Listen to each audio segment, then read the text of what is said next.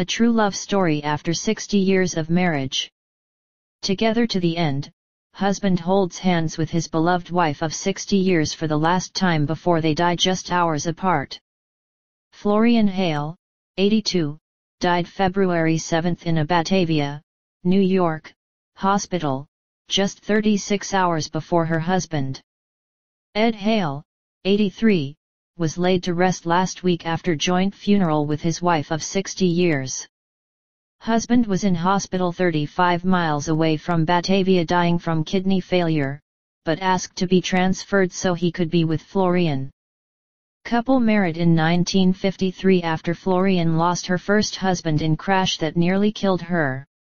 For 6 decades, Florian and Ed Hale have been inseparable, and even death could not keep them apart.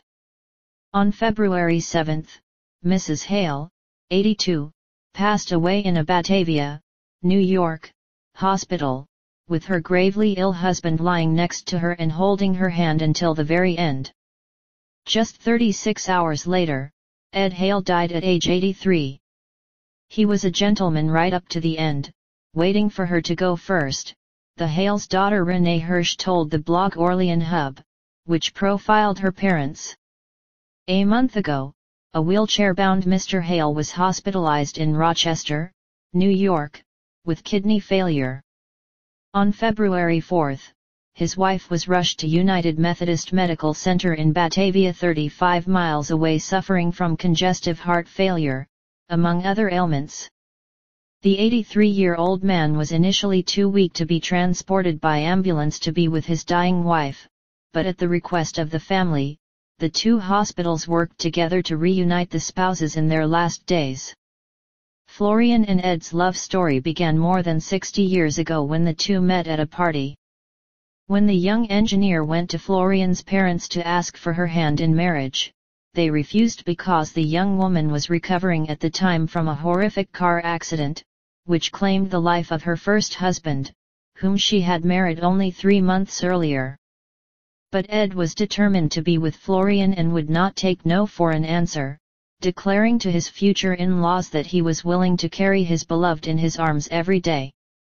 The couple said "I do" May 12, 1953, and settled in Batavia, New York, in a home designed by Mr. Hale.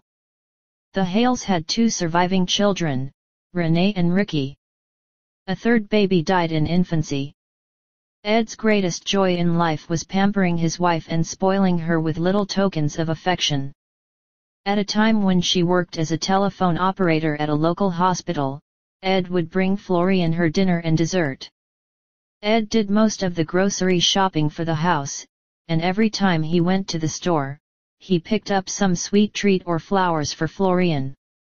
In the winter, Ed would clear his wife's car of snow and warm it up for her drive home from work, earning him the nickname Saint Edward from their relatives. When Florian's family and friends would tease her about her adoring husband, asking her what she would do without him, Florian would reply that he was not allowed to go before her. After an active, full life, Mr. Hale was diagnosed with kidney disease a little over 5 years ago, requiring dialysis regular treatments. He also suffered several heart attacks and had diabetes, but that didn't stop him from taking his wife out almost every day. Mrs. Hale, known for her irrepressible sense of humor, chattiness and a penchant for colorful hair adornments, also had a laundry list of ailments, from asthma to heart disease. Still, she would dress up to go to the doctor, with Ed always by her side. Florian's precarious health took a turn for the worse earlier this month when her lungs filled with fluid, landing her in a hospital in grave condition. At the same time, her husband was in Unity Hospital in Rochester with kidney failure. "We were handed 2 death sentences," Florian's sister, Marlene DiCarlo, told the blog. The 83-year-old man was semi-conscious and appeared to be at death's door, but 2 days after his wife's hospitalization, Ed woke up and told his daughter, "I need to see Florian." What followed next was a series of negotiations between the hospitals in Rochester and Batavia, helped along by a social worker whose job it was to convince United to admit Mr. Hale. The Batavia hospital agreed to accept the dying patient, but only if he was strong enough to make the 35-mile trip. As if by miracle, Ed rallied sufficiently for the short ambulance ride, arriving at United in the afternoon on February 6. His sole request was to see Florian.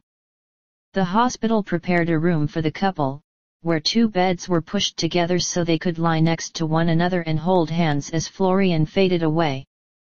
The 82-year-old woman was pronounced dead the morning after Ed's arrival, surrounded by dozens of friends and family. Her husband followed her a day later.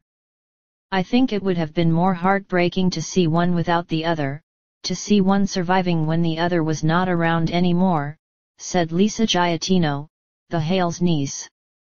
"I think it was so beautiful the way it happened." The couple had a joint funeral last Thursday, the eve of Valentine's Day at St. Mary's Catholic Church in Batavia, where friends, family and medical staff gathered to celebrate Florian and Ed's truly undying love.